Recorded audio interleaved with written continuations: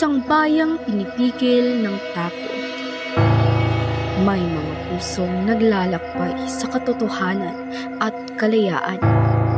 Naglilingkod sa bayan, humaharap sa kasaysayan at patuloy na nangangarap ng pagbabago.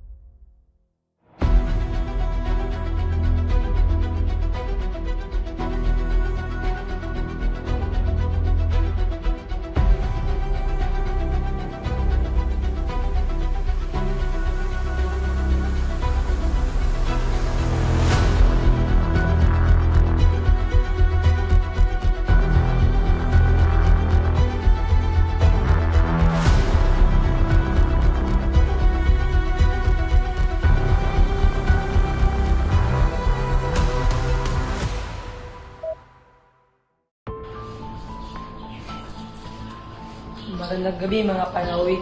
Siya nga pala si Crisostomo Ibarra.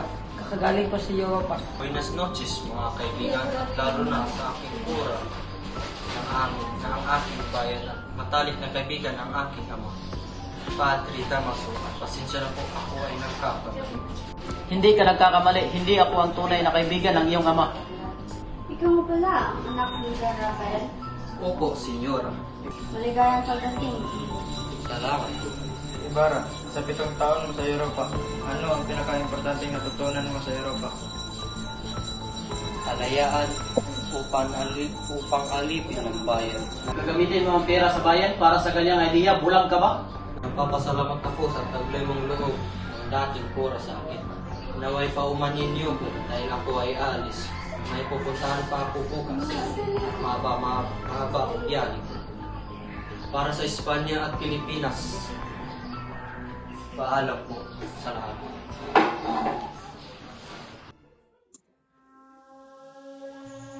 Lansangang abala. Katotohanang masakit. Nalaman ang katotohanan.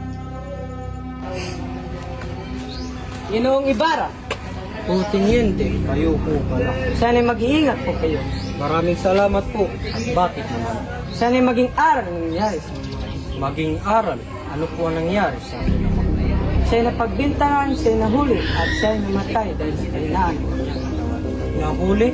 Mukhang nagkakamali po kayo. Teniente. Siya'y tinakwil ng bayan at napagbintangan Filibustero at irehin ni Padre Damaso. Kaya pala hindi sinabi ni Kapitan Tiago. Maraming salamat po sa inyong mga sinabi at mauna na po ako, Teniente. Ginoo. Mga halong damdamin sa kanilang muling pagkikita.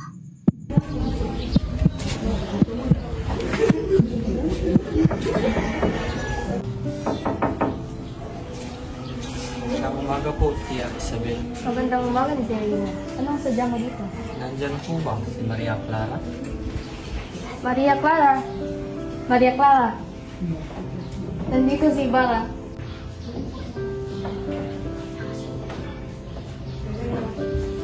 Tia Isabel, nandiyan si Ibarra?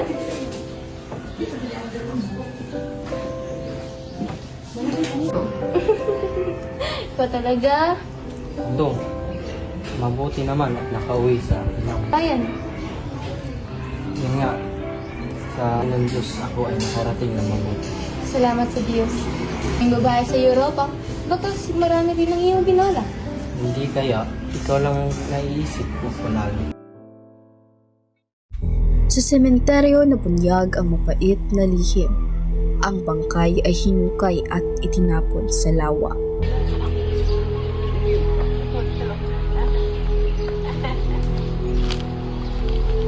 Nasaan kaya? Nakalibing. Aking. Magandang umaga po. Laki ba? Nakatirik ako. Nasunog po yun. Bakit mo ginawa? Pinaputusan lamang po ako. Nasa naman po ang libingan ng ating ama? Sabi nila, ilibing ko ang bangkay sa libingan ng mga insyok. Ano? Ginawa mo naman? Pasensya na po, senyor. Mabigat at tumulan sa araw na iyon, kaya tinapon ko na lang sa ilog. Ano? Tinapon mo ang bangkay ng aking ama?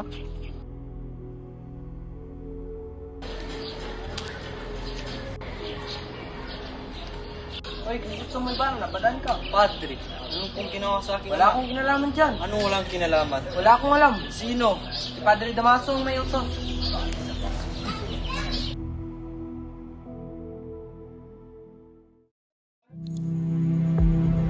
Bait at kirot ng mga inosenteng biktima sa lipunang mapang-api.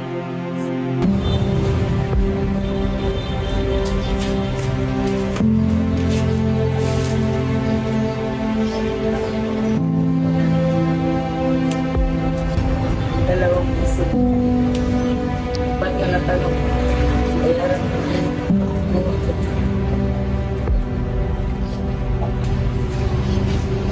Hoy, anong ginagawa niyo dito? Huwag po! Respect! Sisa. Bakit na yung natira? Huwag mo na! Ito. Para sa mga anak ko yun.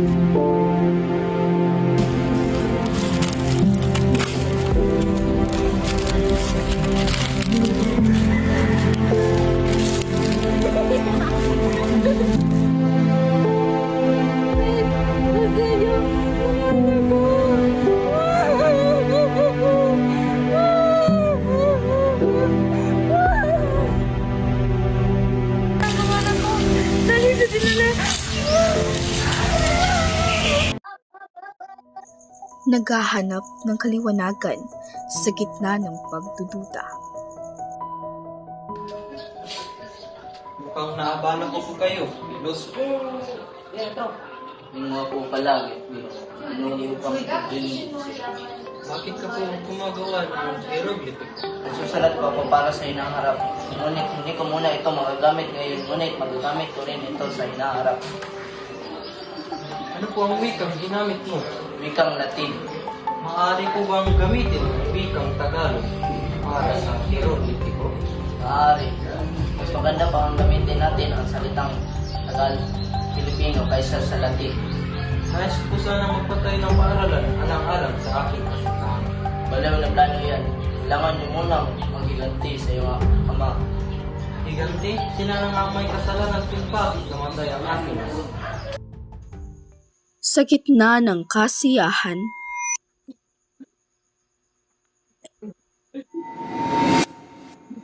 naglalagablab ang tensyon laban ng muling bubukas ang mga sugat. Magandang hapon, mahal ko. Aba, hindi man lang ako binati. Kaalaman lang kung sino man lang nakapunta ng Europa. Mahal kung alam mo lamang kung gaano ako nagtitimpi sa isang taon ko. Tulad ng iyong ama, akala mo desinte, wala namang respeto sa simbahan. Buti na lamang namatay siya sa kulungan dahil isa siyang traidor. Kakayaan ko lamang insultuin ang pangalan ko, wag lang ang pangalan ng aking ama. Sus, huwag mo nang patulan. Anong alam sa akin? Kung hindi lamang kita, mahal, Maria Clara, baka nakita mo lang taong patay.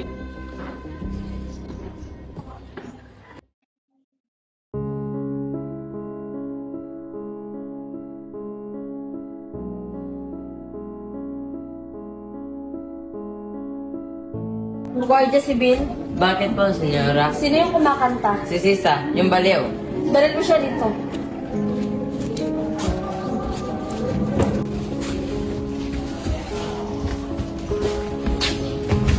Nandito na po, senyora. Pakantayin niyo siya. Baliw, kumanta ka. Magaling, magaling. Guardia Civil, pwede na kayong malas.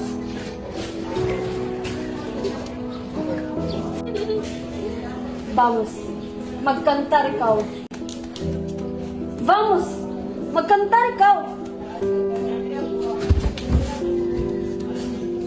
Sisa, kumanta ka. Umahimik ka na nga. Pangit, ang pangit. Balyo talaga. Ako, balyo. Ikaw, balyo.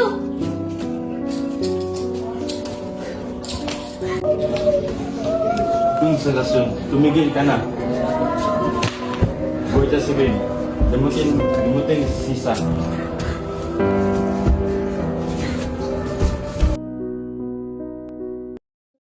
Ang tunggalian ng dalawang Tonya, bawat kalit ay nagpapaalam sa kanilang laban. Ang pangit naman ng mga dumaan. Hoy, labandera, kami ba yung pinariringgan? Bakit? Tatamaan ka ba? At anong labandera? Gusto mo laban ko yung kulot mong buhok? Kung ba't hindi naman kukulam, magtingit-tingit ka sa mga kasalita. Makapagsalita ka, parang sino ka naman.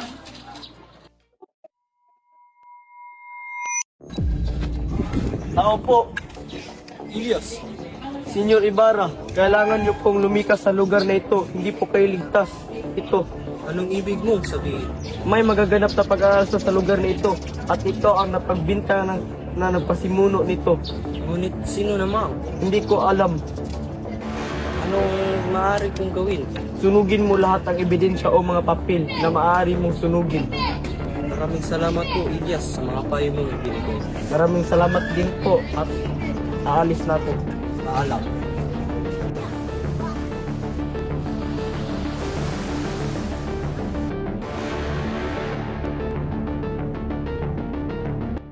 Pagmamahal nga ba?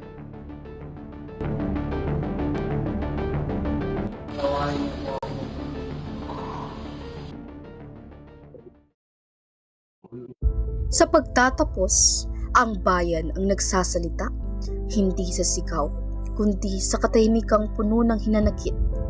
At sa katahimikang iyon, unti-unting isinisilang ang lakas ng pagbabago, sapagkat ang tunay na laban ng bayan ay hindi kailanman natatapos.